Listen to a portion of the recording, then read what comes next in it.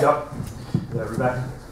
So the earlier is coming next year. What will you do to get student participation in the earlier, and how will you get students involved with enhancement teams? Pete? Yep. Right, well, as I already was saying there about the Strathclyde LinkedIn network, that would obviously inform everyone that this is going on about the HERE reports, and I'd be looking to make sure that that access was for everyone, so that even students who have graduated before now would be able to apply for it. I'll be obviously come down to volunteer hours that they've recorded and stuff like that. With regard to the, sorry, what was the second point? It was about the earlier and the enhancement themes. I'm not too, could you just briefly tell me what that is? I'd be able to answer. The earlier is the enhancement-led institutional review, and the enhancement themes is the national initiatives to improve enhancement within universities.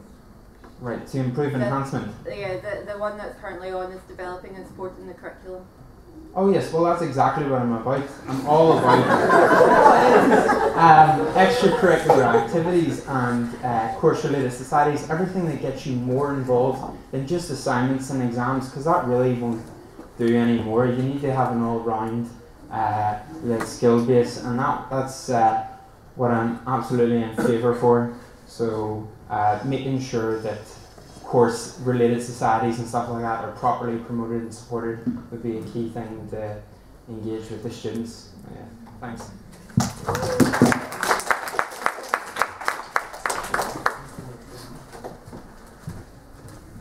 James Wings.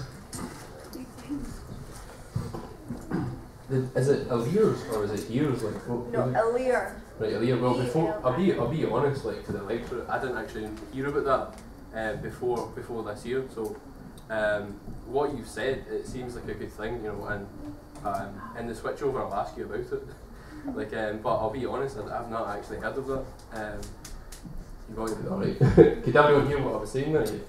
Yeah. As for HERES, like I broadly agree with HERES, but I'm a bit concerned, like someone raised down the front, about the mature students and students that work, because I don't like the idea that they can leave with a higher grade than other students, but yet because they're carers or because they've got a job, they come away at a disadvantage. I don't want to do away with HERES, though I agree with it, but I think if we could reward those people for doing that in some way and acknowledge that in some way, I think that's a good way to get around it. That's all I have to say.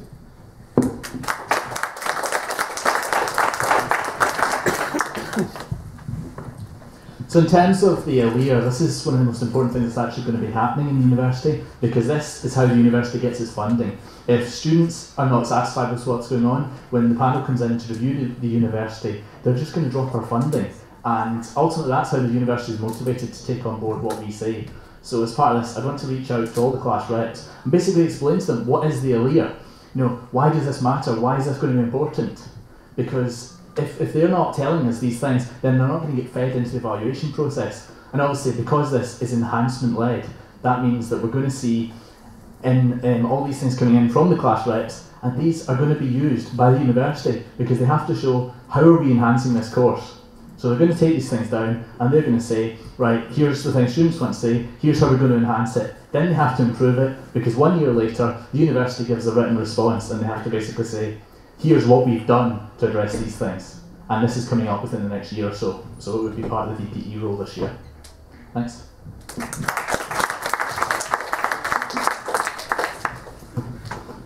So Leah, as Greg said, we need class reps. Okay.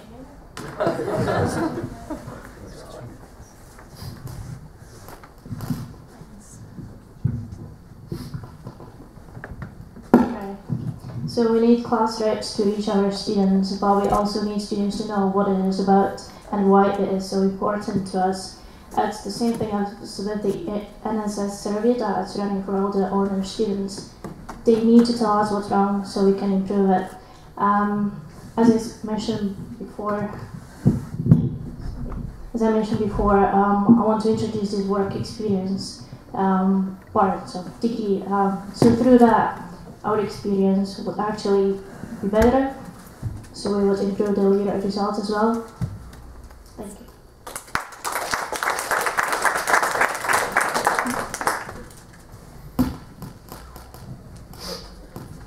Right, I'll take Malcolm there because he had his hand up the last time.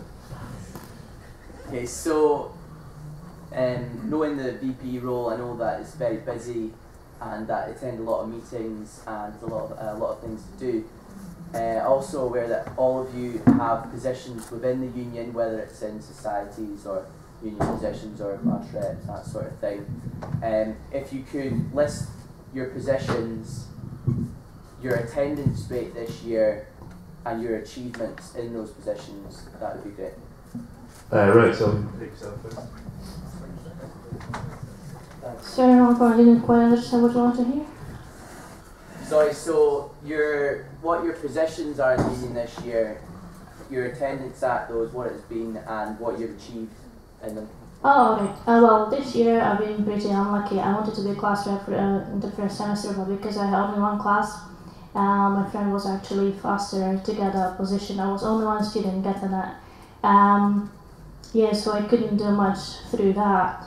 But that's probably one of the reasons why I'm running for VP, is just to encourage more students to be class reps, so university offers more positions, so you actually get better feedback through that. So reflecting on my unlucky position, I would like to change that through being a VP.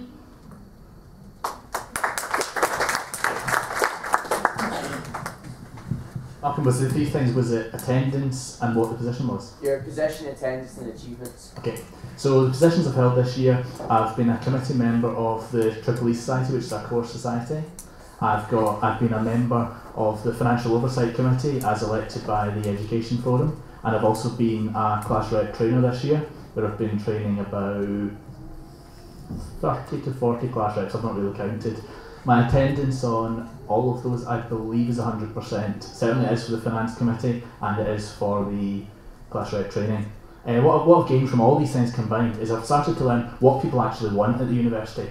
Because what students want is often, you have to get down, they say, hey, we don't like this, we don't like that, but you have to go a little bit deeper, and then you actually see the true problem is underlying, and the underlying problem is often one you can solve once you know what it is, and I think that's the key thing that I've learned, even from the Finance Committee, is it's not the problem that you see at the top of the page, it's when you look further down that you understand what's going on. Thanks.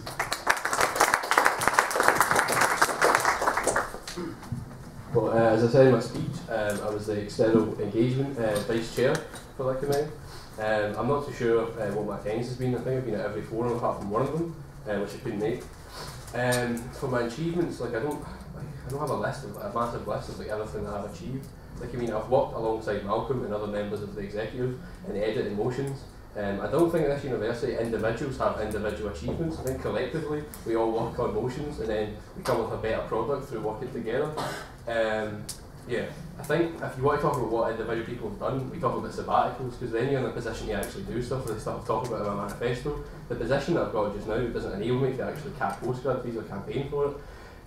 What I've done is I worked along the class reps in my year that were suffering exam bunching and stuff like that. And I've been involved in the society I'm involved in, which is campaigns against poverty and campaigns against closures. I was heavily involved in that in the past 2 years. Sadly, there was no achievements in that because the course actually got closed down, but that wasn't my fault. That was the university's fault, so I'll be taking off from elected. But thanks.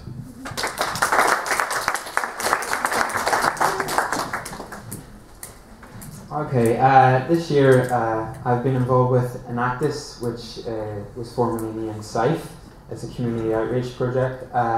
Fusion, which is the student radio, the activities committee, and being a class rep. So through all those, I would have to say, because I'm a fourth year, I've had about 80% attendance maybe. One of the problems that we've faced was for Enactus, most of the leavers are going to be or most of the members are going to be leaving next year, so we had to do a massive recruitment drive, so there's a lot of ideas and plan that went into that to make sure that went successfully. With regards to Fusion, it was just getting the word out there. Activities and committee was lending a generous voice to those that need the money. Coming from that experience myself, I know that a lot of societies really do need a bit of funding in order to boost their awareness and all that nonsense. But yeah, basically what I am is an ideas factory. I just like to put ideas out there and I'm constantly coming up with stuff, so that's what I keep doing. Alright. Alright.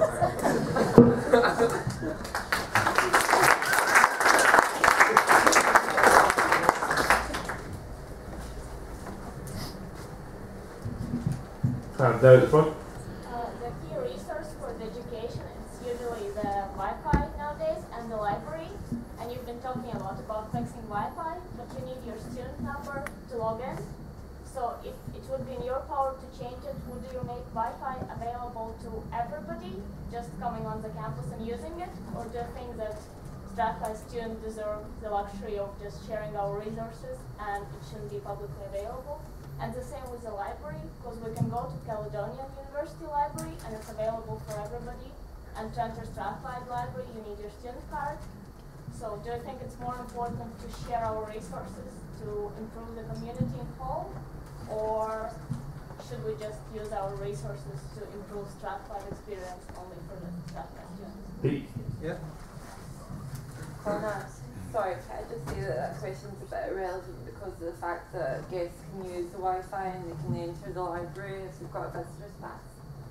Sorry, Karina, and just say that that already happens, so there's not much time to discuss it. I'll take the answers anyway. In some universities, you don't need a visitor's pass. Does anybody care if some stranger's using our Wi-Fi? Like, it's all about getting it in the first place. I mean, we'll happily put up with other people logging into it. I don't think that'll affect us at all. Making sure it's there is the most important thing, and that it's well connected and all that.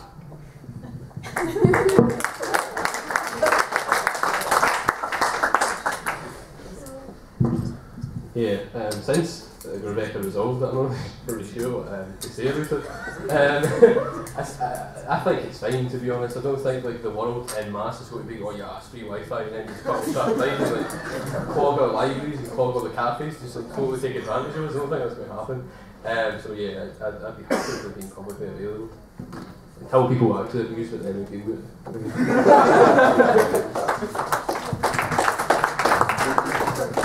So it's actually a question it's interesting in a sense. There's no way the university will allow a completely open Wi-Fi where anyone can use it, because it gives access to all the protected university systems and it would just get abused by people out with to access some of the things you can only access within the uni, such as the corporate IT network, so they'll never allow that.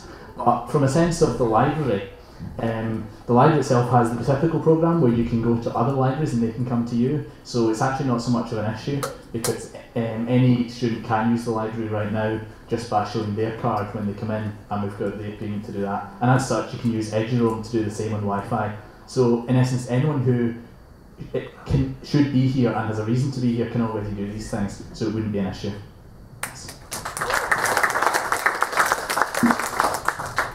Yeah, I think Wi-Fi should be exclusive to Strathclyde students, but then it's not working anyway, so what's the big deal?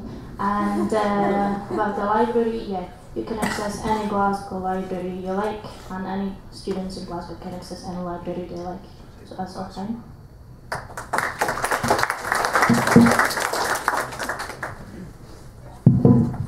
Yourself in the middle there? Yes. I'm currently studying for a PhD, and I was wondering what your policies would be towards postgrads, because I feel that we don't get much representation at all, and particularly with the postgraduate research community, there's going to be big changes to the credit system, which I think is going to have a real effect.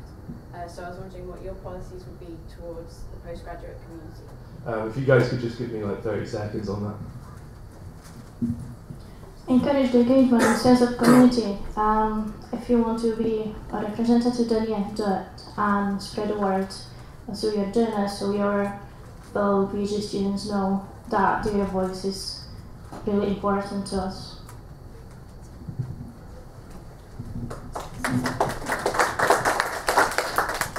I'm quite aligned with postgraduate research students just now. I actually work with them quite a lot because I do teaching assistant duties. But one thing that I know that is coming out is I've been talking to them about these things, and I think it's just about actually reaching out and going around and talking to them, finding out where they are, popping around the offices and the research groups and just saying to them, hi, when I talk about stuff, because, obviously credit changes are a nightmare. I've been through it myself with the 20 credit system. It's not fun. It can be worked around. You can deal with it. Just got to do it. I think this issue comes up like every election. I think every year people kind of tend to say the same thing, that we'll just bring them into union. But I think postgrads don't come to union because they don't actually think union can help them. Because rather than speaking to people, I think what we have to do is make sure that postgrads actually get teaching. A master's students are just basically neglected when they come to university. We need to have more facilities for them, more resources, and more teaching of staff, more time between them and the actual lecturers, and maybe even set up. I would agree with setting up maybe tutorials how they can structure their PhD alongside other academics who can help them. Much more time, and also postgrad fees, as I said, should be capped, which I'll talk about when I go to Sheffield for NUS. There we go.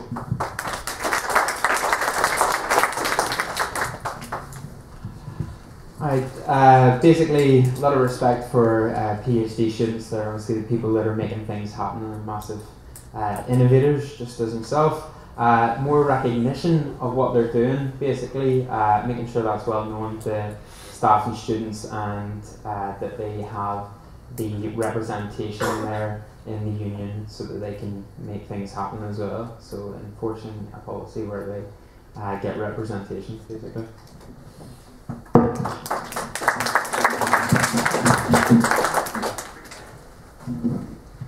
I can't take any more questions, I'm afraid, so I'm just going to say thank you to the VPE Education